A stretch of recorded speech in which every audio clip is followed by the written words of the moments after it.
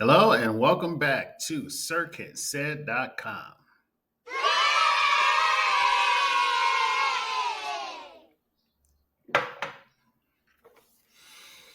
Well, this weekend I did something I haven't done in 40 fucking years. Um, I went to a double feature this weekend. I was able to space out Abigail and the Ministry of Ungentlemanly Warfare with an hour in between and see both of them at the Regal Theater in downtown Seattle in the same night. And that was cool. It helped cleanse my palate of the Scar Giver. And if you've seen the Scar Giver, you know exactly what I'm talking about. Anyway, Abigail is a horror thriller that is a remake of a 1936 monster film called Dracula's Daughter. It cost roughly $28 million to make. And historically, horror movies, slasher films, stuff like that, are relatively cheap to make. And because of that fact alone, they tend to get sequels, or if you're fucking Halloween, sequel after sequel after sequel. You get my point. Anyway, these days, if you have a relatively good opening weekend or good first two weekends, there's a good chance you're going to get a sequel. And as of the recording of this video, Abigail is in her second week, and it has brought in roughly 14 million of that 28 million. So that's halfway.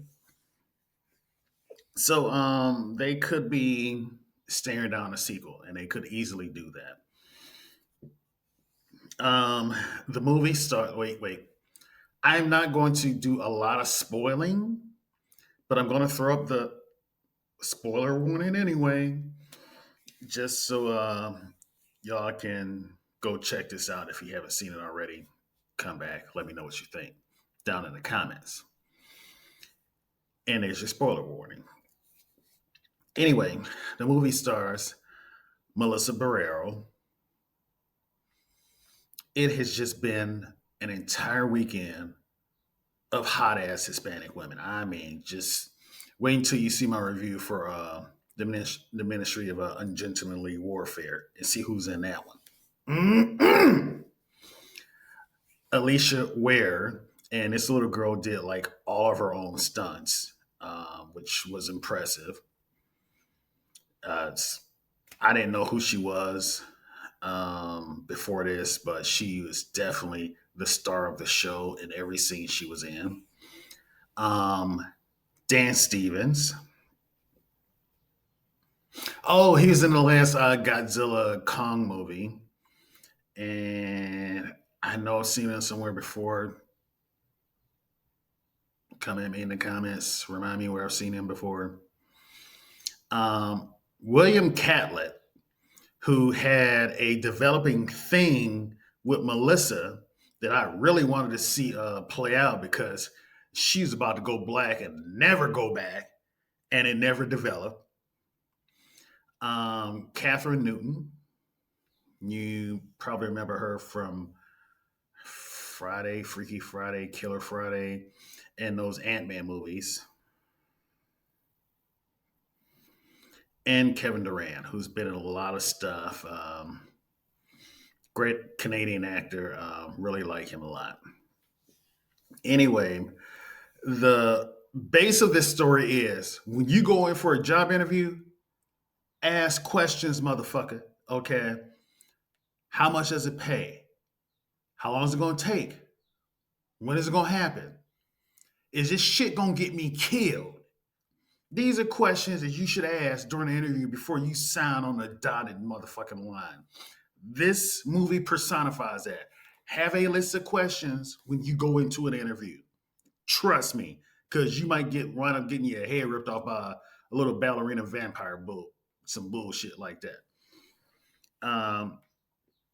Anyway, it revolves around a group of idiots Because at the end of the day, that's exactly what they were, idiots. Except for Barretta's character, who, well, I don't think, with the exception of Steven's character, I don't think any of them knew they were snatching a kid.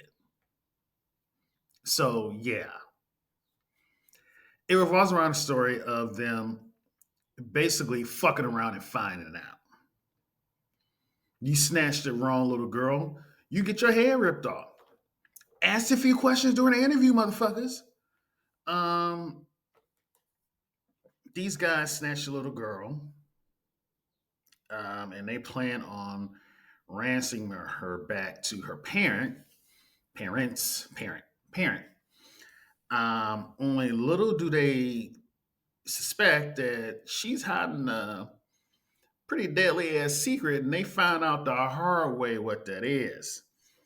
A lot of people went in this movie upset about the Sony level giveaways in the trailer because you knew most of what was going on before you went into the movie to see it, but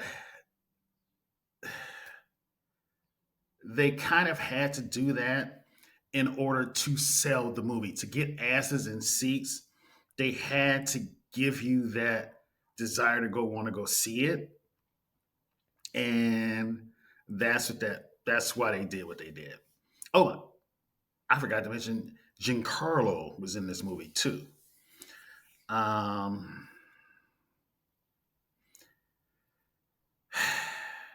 there is a twist, a reveal about three quarters of the way through the movie that is a statement on your past mistakes catching up with you that led to them being in their current situation.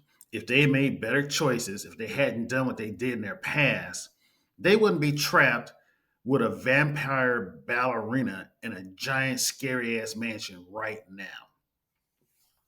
Make better decisions, people, and ask better questions in interviews, people.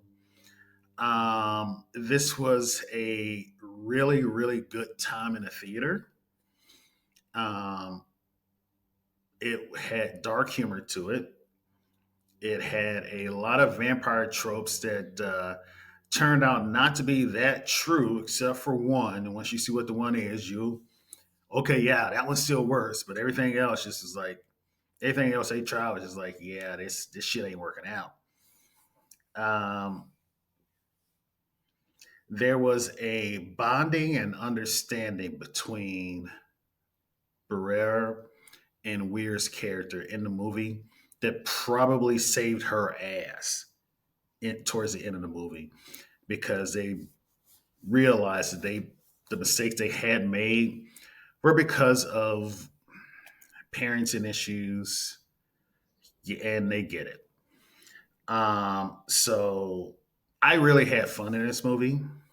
I'm going to recommend this movie, and I'm going to give it. Yeah, it was a good time. I'm going to give it an 8 out of 10. I am. I really enjoyed it, and I'm encouraging people to go see it. And those are my thoughts, and I'll see you on the other side.